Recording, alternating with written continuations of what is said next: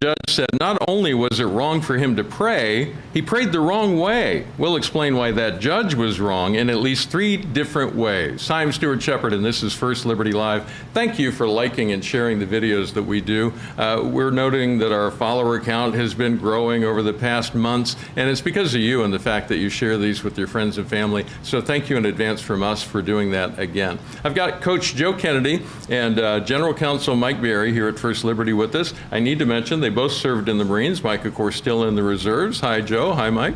Hey, it's good to be with you. Thank you for your service. Thank you for being here. I think most of our followers have heard your story by now, but for those who may be new, Mike, give us the 15-second summary of what this is all about. Well, Coach Kennedy is the world-famous football coach from Bremerton, Washington, who was fired for the act of taking a brief personal prayer at the 50-yard line at the end of the football games.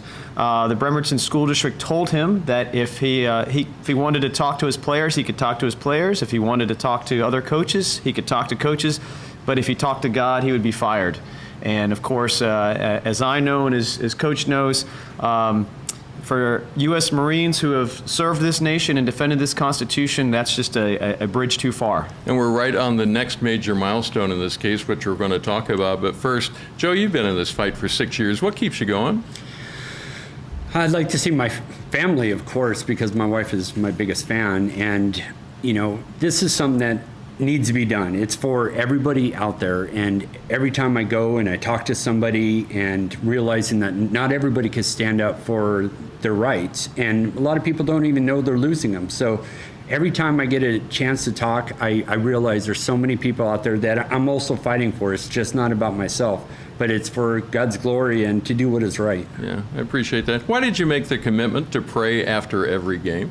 It started out, I was a brand new baby Christian. I really didn't know God that well. And I, loved God with everything. And when he asked me to be, a coach and to be a mentor for these young men, it was just, I was going to give him the glory, just like in the movie Facing the Giants, which really was a confirmation that I needed to do it. Yeah. So I kind of borrowed it from them of giving him the glory. And the 50-yard line, that's where they battle. So that's what my commitment was, is just to give God the glory, win or lose, no matter what, take a knee for the thanks. And we recently took a major step in this case, and we're getting close to hopefully a victory for you in this. Mike, explain for us. We filed a petition for Writ of Certiorari.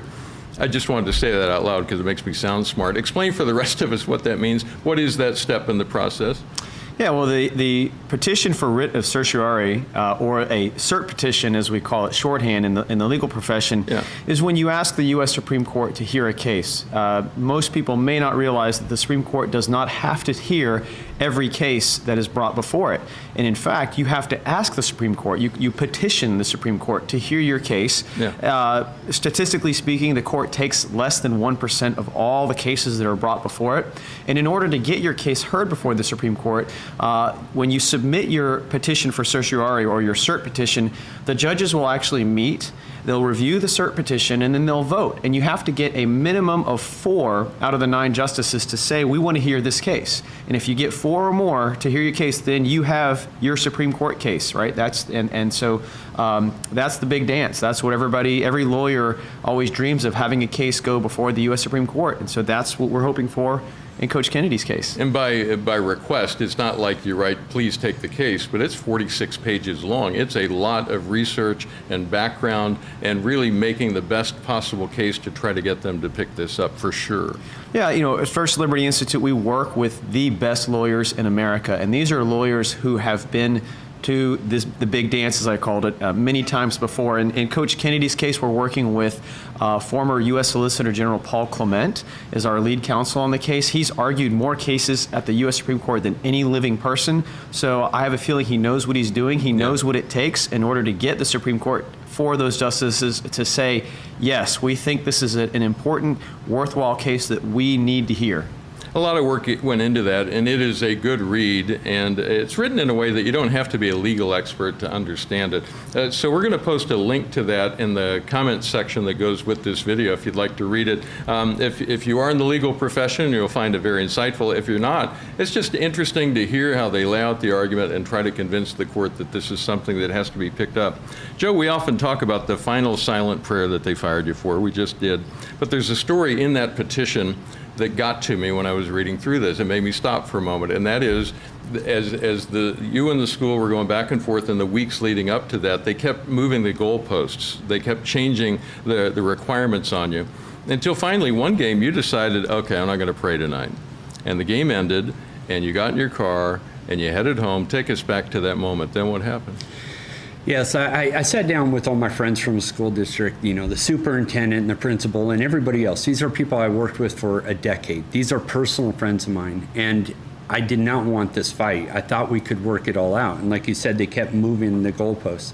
And so it came up to that moment where, what am I going to do after the game? And I decided, okay, I'm not going to do the prayer. And I got all my guys home safe after the game, and I was driving home, and I just had that feeling of absolute guilt and shame and really like a failure, and I couldn't wrap my brains around why it was affecting me so much. You teach your kids to do what is right, no matter what. Yeah. And this was my covenant to God. This was the agreement, and now all of a sudden I bowed down. That's not fighting. That's not what Marines do. That's not what any coach should do. It's not what anybody in America should do. So I turned around, drove back to the schools at, about 11 o'clock at night, and I snuck down onto the field, and I took my knee, and I thanked God, and I said, never again will I turn my back on you, and I still gave him the glory on the 50-yard line. Mike, why is it important to include that story, that anecdote, in something like this appealing to the High Court? I think it's important because a lot of people over the years have asked those types of questions. Well, why does he have to do it at the 50-yard line? And Coach already explained, because that's where the battle occurred, right? That's where the action was. That's where he feels called and led to pray. Well, why does he have to do it right after the football game? Why can't he wait till midnight? Or why can't he wait till next week or next season or next year or the list goes on, right? So, and it's really a slippery slope. And the point of all this is the real question to me is, why is the government the one that gets to decide how an American citizen practices their faith? Why are we allowing the government to decide how you and I or Coach or anybody out there watching, why on earth would we ever allow the government to step in and say, you know what, you're not doing your faith right. You should do it this way instead. And so if somebody has a covenant, a commitment, as Coach did, to say, God, I feel like you're calling me to pray at the end of the football game. I don't have to be with anybody else. I don't have to be with players. I don't have to be with coaches. I don't have to be with fans. It's just me and you, God. But I'm going to give thanks and I'm going to give you the glory. And I'm not going to let anybody or anything stand between that. And if that's somebody's commitment, then as Americans, right, we should honor that. And our Constitution absolutely allows for that and protects that. And that's what we're fighting for. Mike, I want to ask you about some of the other points that are made in that request to the Supreme Court.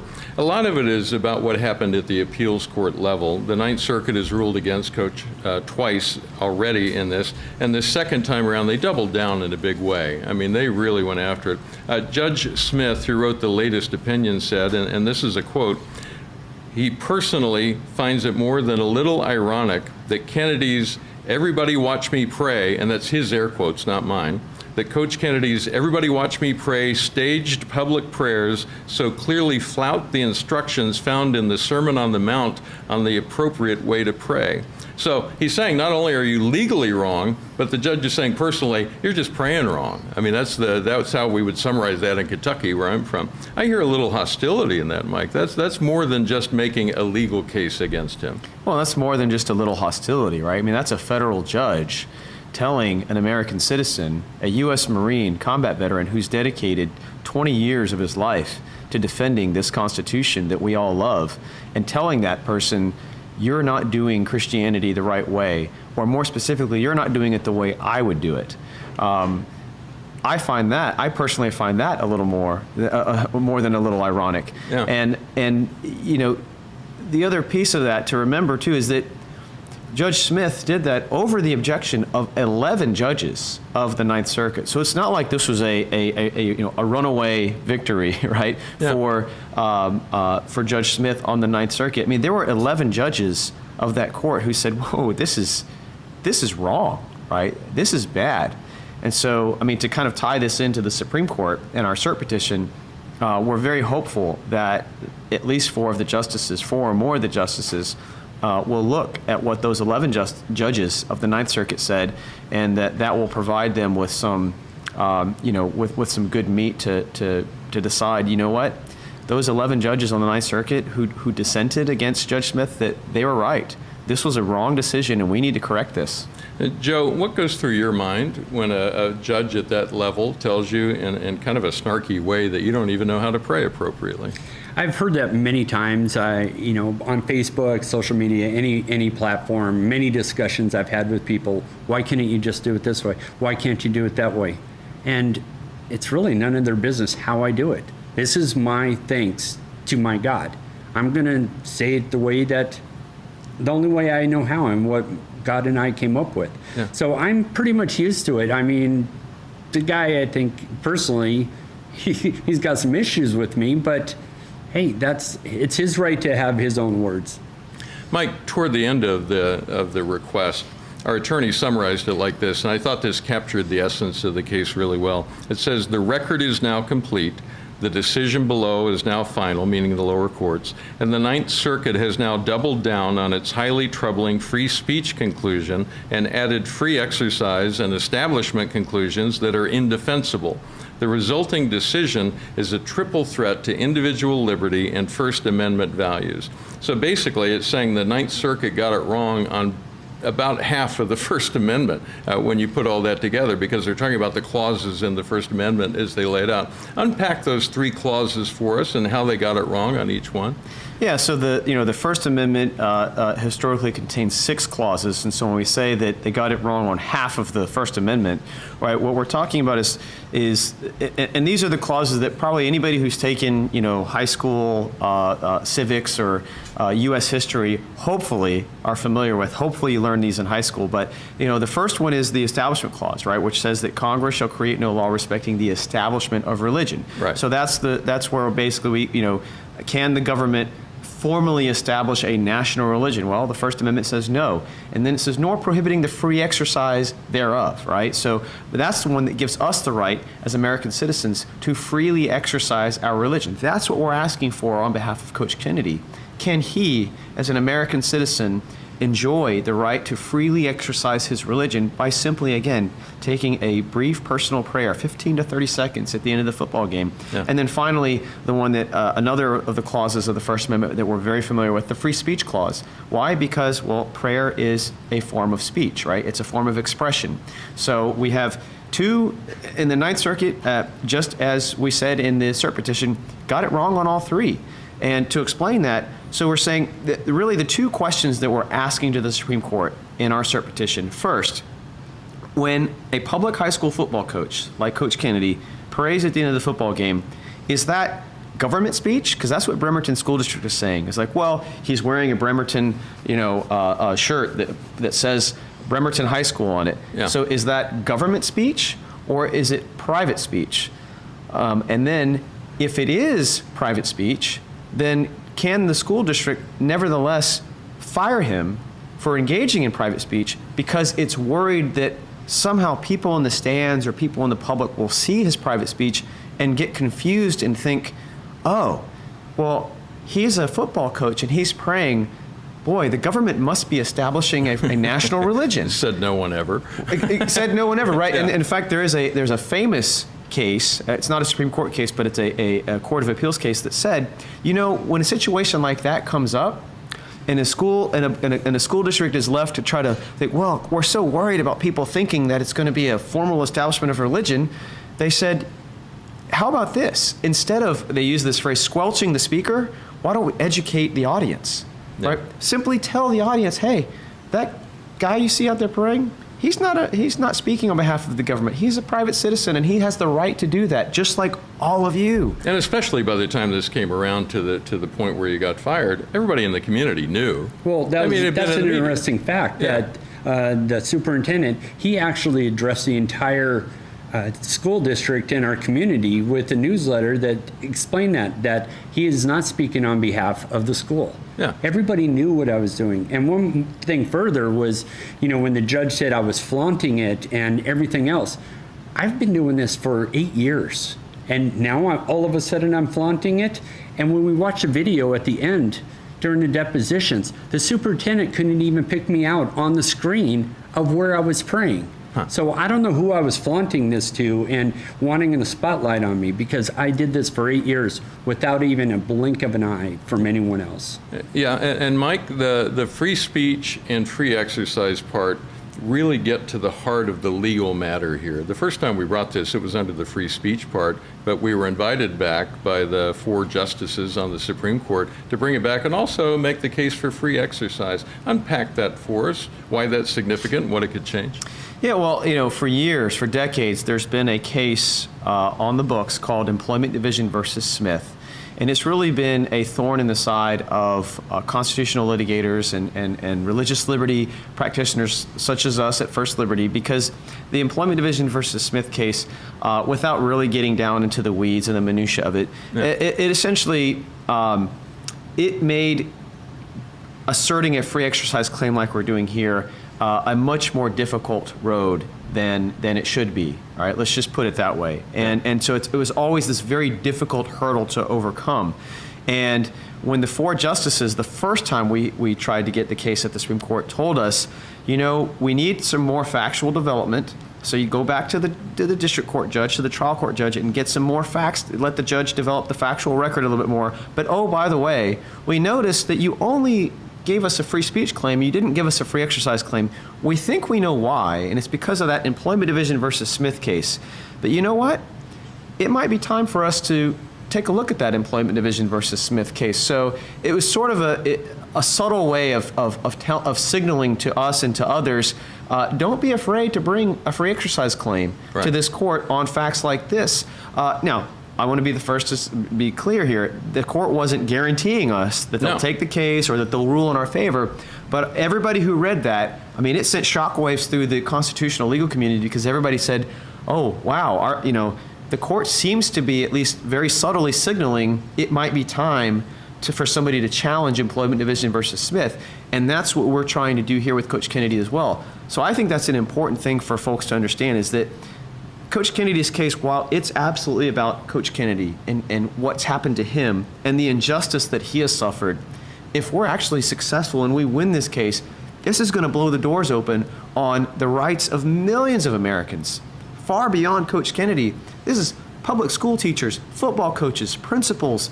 You name it. If they're a public school employee or just a public employee in general, and they want to engage in free exercise of their religious beliefs, it's very possible, if we win this case, that Employment Division versus Smith will no longer be that massive obstacle. And that is such a challenge. I don't want people to go away from this conversation missing this point. It places a huge challenge to our legal team to make the best possible argument to bring to the court, because you can't go halfway on that when you're going after something that big. You really have to be prepared, make all the notations correct, you have to get all the citations in there right, and you have to couch the argument exactly the right way to serve it up for them to even consider it. And it's because of you and the other attorneys here at First Liberty and our volunteer attorneys. We mentioned Paul Clement is helping in a mighty way with this. That's the challenge to you guys to make this happen. Yeah, it's very much a Goldilocks approach, right? You can't be too soft, but you can't be too aggressive either. You kind of have to have that just right approach that gives the justices just enough to feel confident that, because that's maybe one of the dirty little secrets of Supreme Court practice is the Supreme Court doesn't like to change the law in broad, sweeps of action at one time. They like to sort of gradually change the law incrementally. At least that's the preference, right? There certainly can be times when there are these broad brushstrokes, but so if you can give the justices an opportunity to make changes gradually, then the strategy is that they will latch on to that and see that. And so But we feel this is really a golden opportunity for us. I mean, the way that I've looked at this is because this case has been going on for so many years now. We've had so many ups and downs and back and forth. It really is like a football game, right? With the momentum shifts. And here we are. We're now towards the end of the fourth quarter, and this is our game-winning drive. Right? This is our final drive, marching down the field, and we've got a chance to win this thing before the clock hits zeros. We've got a great coach, got a great team, and it's fun to watch you guys work together on this. Joe, you have never gotten a bill from us, have you? Not yet. I haven't seen anything and like you never that. will. And the only way that we can do that is because of the support of generous donors. And many of them are watching this interview, I suspect. I know your heart, and I know the gratitude that you feel for that. I want to give you a chance just to look in the camera here and express your thanks to the people who make that possible. Right. I've had a real blessed opportunity to come and see some of you and speak before some of you. And just knowing that there's so many people out there that support these guys and keep this going, because really, when you boil it all down, I'm just a high school football coach.